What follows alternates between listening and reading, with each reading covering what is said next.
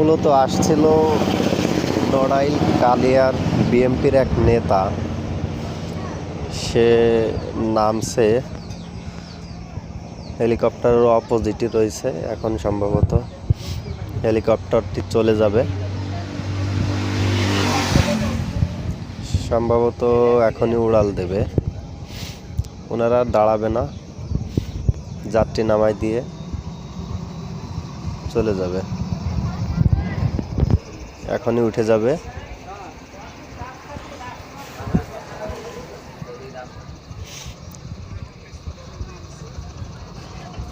সোজাসুজি উঠে যাবে সম্ভবত।